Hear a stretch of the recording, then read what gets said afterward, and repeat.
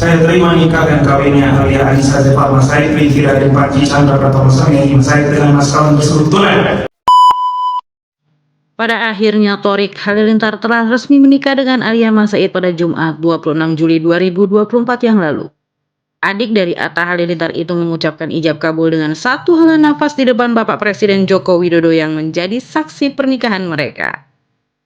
Rupanya Thorik Halilintar merasa deg-degan.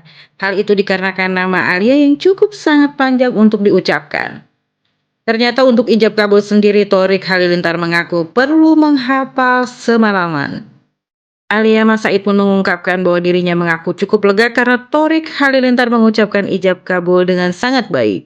Sebelumnya ia sempat menghubungi Thorik mengenai persiapan ijab kabul lewat komunikasi lewat telepon. Alhamdulillah semua berjalan dengan lancar, lega juga, deg-degan juga lah pas mau akad karena kita kan memang gak ketemu dari kemarin. Jadi pas malamnya cuma teleponan doang ya. Kamu deg-degan gak ya? Siap gak ya? Kata Alia kepada para wartawan.